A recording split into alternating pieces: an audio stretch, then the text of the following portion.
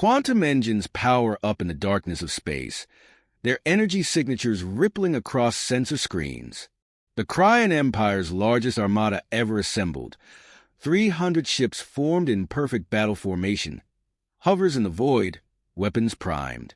Their mission seems simple: crush the primitive human defenses and force submission from this young, technologically backward species. Suddenly, alarms blare across every ship as sensors detect impossible quantum disturbances. Black ships materialize from nowhere, their hulls drinking in starlight. Dragons, the humans call them. The Crian commander watches in horror as his mighty fleet splits apart in perfect symmetry, cut by weapons that ignore shields, physics, and everything the galaxy knows about warfare. Their most advanced technology, developed over centuries, proves useless against these impossible vessels. Emergency alerts flood every command screen. Multiple quantum breaches detected, enemies emerging from everywhere at once. Through every communication channel, a human voice cuts like ice. You thought you knew what humanity was capable of. You thought we were weak. More Dragon-class ships phase into existence, their movements defying natural law. Now you know better. This is only the beginning. The message becomes clear. Humanity wasn't primitive. They were patient. And now the deception ends.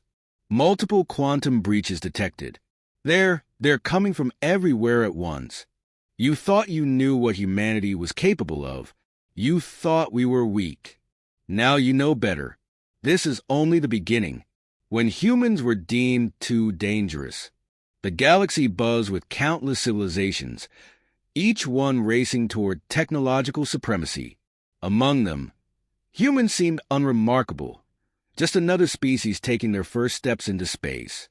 Their ships appeared clumsy, their technology basic, their understanding of quantum mechanics elementary at best. Every major power saw Earth as an opportunity, a chance to gain influence over an emerging civilization. The Crian Empire, particularly, watched Earth with predatory interest. Their scientists mentored human engineers, showing them advanced drive systems. Their military advisors guided Earth's fleet development, pointing out the proper way to harmonize shield frequencies. Their diplomats praised humanity's quick learning, while secretly marking them as future vassals. But in classified facilities beneath the Martian surface, hidden from prying alien eyes, humanity's true power grew. The Dragon Forge program wasn't just building ships, it was rewriting the laws of physics. While alien observers reported on Earth's struggles with basic spaceflight, quantum computers beyond their comprehension ran simulations that would make their best scientists question reality itself. Commander Akiko Tanaka stood in one such facility, her hand resting on the dark hull of humanity's first Dragon-class prototype. The metal seemed to drink in light itself, a visible demonstration of technology that shouldn't exist. Around her, engineers and scientists worked in silence, each one carrying the weight of history's greatest deception on their shoulders. They weren't just building weapons. They were crafting humanity's response to a galaxy that underestimated them. The aliens never questioned why humans showed such interest in their outdated technology. They never wondered why Earth accepted their help so eagerly. They never suspected that every technology exchange, every diplomatic meeting, every joint military exercise was carefully orchestrated to maintain a facade that would soon shatter spectacularly. Operation Paper Dragon started the moment humanity detected their first alien signals. Military leaders, scientists, and strategists gathered in underground bunkers, planning not just for first contact, but for survival in a galaxy that might not welcome them. Their greatest weapon wouldn't be technology, it would be patience. 25 years of careful planning unfolded exactly as designed. When the Crian ships first appeared in Earth's orbit, humanity played their role perfectly. Their satellites were intentionally primitive, their space stations deliberately basic. Earth's leaders acted appropriately awed by alien technology, their scientists showing just the right mix of eagerness and confusion when studying alien advancements. Meanwhile, the Dragon Forge program accelerated. Deep beneath Mars' surface, Commander Tanaka oversaw the construction of ships that defied conventional physics. The prototype vessels incorporated technology reverse-engineered not just from current alien designs, but from projected advancements hundreds of years ahead. Every alien weakness, every technological blind spot, every tactical vulnerability was studied, cataloged, and exploited.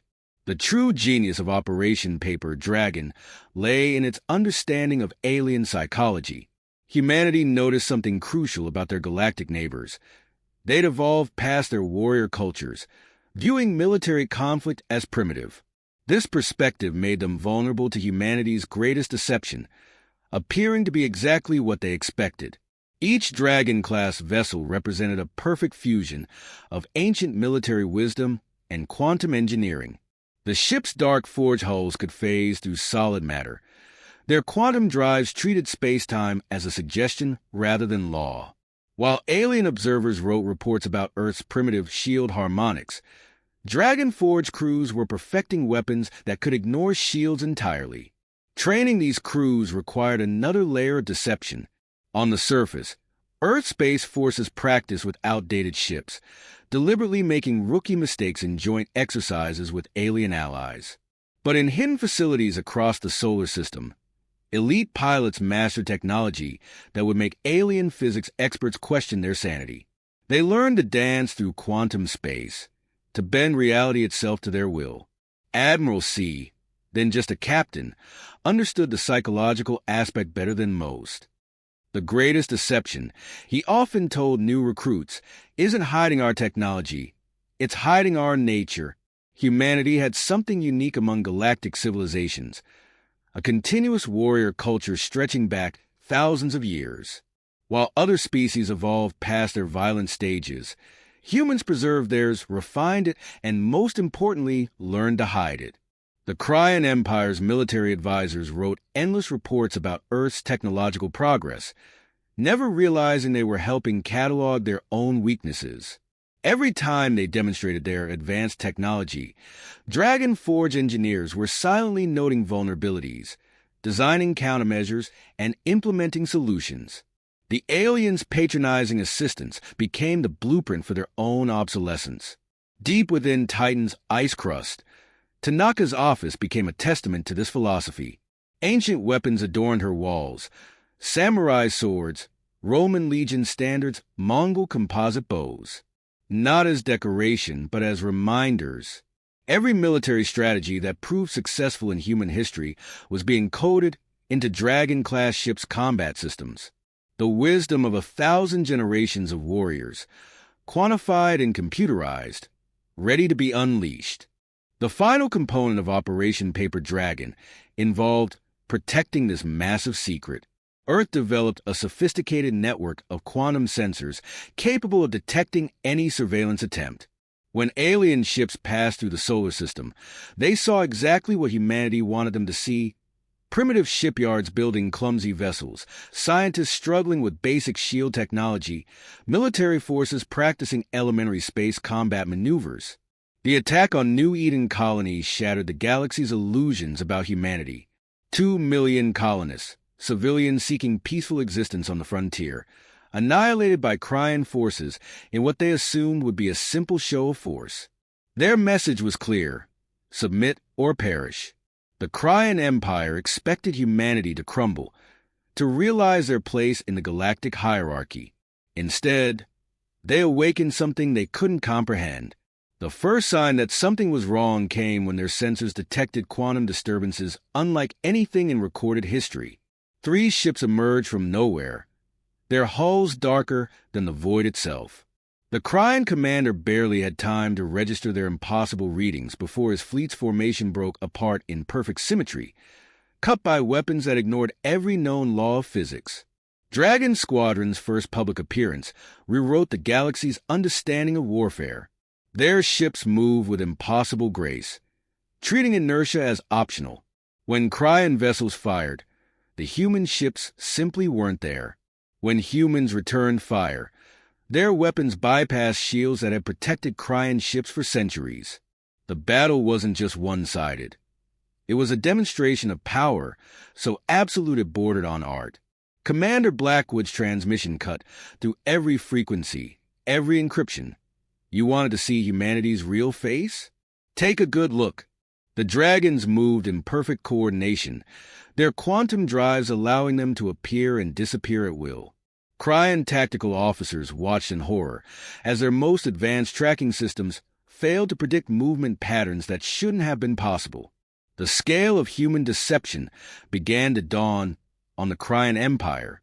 Every weakness in their defense systems, every flaw in their tactical doctrine, had been carefully studied and countered. The dragons weren't just fighting. They were executing a battle plan 25 years in the making. Each shot found its mark with surgical precision.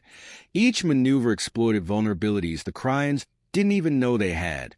Reports flooded Crian High Command as more dragon squadrons emerged across 3 sectors. Their most heavily defended outposts fell in minutes. Advanced battle stations, pride of Crian military engineering, crumbled before weapons they couldn't even detect. The humans had made it look effortless, almost casual, adding psychological devastation to physical defeat. Ambassador Zarks, watching from his diplomatic vessel, struggled to process what he witnessed. 300 ships, the largest armada ever assembled, scattered like leaves in a solar wind. The quantum sensors on his ship couldn't even process what they were seeing. Human weapons that bent reality itself, drives that ignored the laws of physics, armor that simply refused to acknowledge incoming fire. The true horror wasn't just in the technology gap. It was in the realization that humans had known about these vulnerabilities all along. Every time they asked for help with basic shield harmonics, they were actually probing for weaknesses. Every joint military exercise had been a chance to study Crian combat doctrine. The primitive humans hadn't been learning. They had been gathering intelligence. First Admiral Krell's words captured the growing dread. They were testing our defenses, learning our weaknesses while we thought we were helping primitive humans catch up. The weapon configurations told the story. Each Dragon-class ship was designed specifically to bypass Crian shields, their armor perfectly tuned to absorb Crian energy frequencies. This wasn't just preparation. This was methodical, systematic dismantling of everything the Crian Empire thought they knew about warfare. Commander Blackwood's final message before disappearing back into quantum space echoed through every command center. This is only the beginning. The dragons vanished as mysteriously as they appeared, leaving behind a graveyard of broken ships and shattered stations. Not a single shot had touched their forces. The message was clear. Humanity hadn't just been hiding their strength. They had been waiting for someone to give them a reason to show it. The full might of humanity's dragon fleets emerged from quantum space in perfect synchronization. 1,000 vessels materialized simultaneously, forming a sphere around the entire Crian star system. Each ship was larger than anything humanity had revealed before, their dark forge hulls crackling with enough power to reduce planets to atoms. The formation wasn't just a military blockade. It was an art piece painted in quantum fire, a message written in ships that made the galaxy's most advanced technology look primitive. Admiral Khan's transmission reached every device, every screen, every communication system in the Crian system. The message wasn't just for their military. It was for every civilian, every scientist, every child who needed to understand the consequence of their empire's actions. The dragon fleets moved in perfect geometric patterns, their synchronized dance revealing something that made the Supreme Leader Vex's heart stop, a massive construct emerging from quantum space. The world forge dwarfed everything in known space. This wasn't just a ship or a station. It was a mobile factory capable of stripping atoms from planets and manufacturing more Dragon-class vessels. Askin revealed the existence of 6 more such constructs. The true scale of human preparation became clear. They hadn't just built a fleet. They had created the infrastructure to remake the galaxy itself. Commander Lyra Martinez's arrival in the Crian High Command chamber marked the moment when military superiority transformed into something else entirely. Behind her, floating screens filled the air with the faces of New Eden survivors. 2 million voices silenced by Crian aggression. The world forge pulsed with energy as dragon fleets took positions that could eliminate every major population center in seconds. The power to destroy was absolute, but Martinez raised her hand, and everything stopped. This was humanity's true demonstration. The world forge powered down. The fleet held position. In that moment of absolute power, humans chose restraint. Admiral C's hologram moved with perfect fluidity as he explained humanity's real strength. Not their weapons, not their ships, not their deceptions, but their ability to choose. They chose not to become the monsters the Crians thought they were. The terms they offered transformed the demonstration of power into something unprecedented. The Crian military would surrender to Earth authority, their weapons decommissioned, their empire becoming a protectorate. But what followed shocked the galaxy even more. Construction vessels arrived, along with terraforming platforms and medical ships. Humanity wasn't just ending the war. They were offering to rebuild, to transform, to teach. The impossible technology that had hidden for so long now emerged in full view. Quantum engineering that could remake worlds, medical advances that could revolutionize healing, construction techniques that could build cities in days. Every advancement that humanity had concealed was now offered openly, not as submission demands, but as partnership opportunities. Supreme Leader Vex, watching his civilization balance between destruction and transformation, finally understood. Humans hadn't just prepared for war. They had prepared for peace. A peace enforced not through fear, but through the demonstrated ability to transform fear into hope. The dragons hadn't been sleeping. They had been waiting to see who was worthy of flying alongside them. The demonstration concluded with a message that spread across the galaxy. Humanity could be your worst nightmare or your strongest ally. They could remake worlds into ash or forge them into paradise. For the first time in galactic history, the choice wasn't in the hands of the aggressors. It was in the hands of those who had hidden their strength until it was needed. As construction ships began their work and medical teams deployed across Crian worlds, the galaxy witnessed something unprecedented. A species that had mastered both destruction and creation, choosing repeatedly to transform rather than destroy. The dragons, it seemed, were as skilled at building worlds as they were at unmaking them. The Crian homeworld hung in space like a jewel, its 3 moons casting triple shadows across purple oceans. Above it, the remnants of their defense fleet formed a broken ring of debris. The dragon fleets maintained their perfect geometric formation, 1,000 ships holding the entire star system in silent check. In the grand chamber of Crian High Command, Supreme Leader Vex watched tactical displays with an emotion beyond fear. Commander Martinez stood before the alien leader, her dress uniform pristine, eyes hard as diamonds. The survivors of New Eden Colony watched through floating screens, 2 million voices bearing witness. This moment wasn't just about victory. It was about choice. Martinez raised her hand, and the World Forge's energy signature dropped to idle. The Dragon fleet shifted position, maintaining their overwhelming presence while clearly stepping back from apocalyptic threat. Your entire military command surrenders to Earth authority, Martinez stated, her voice carrying the weight of 25 years of preparation. Your weapons decommissioned. Your empire becomes a protectorate of Earth.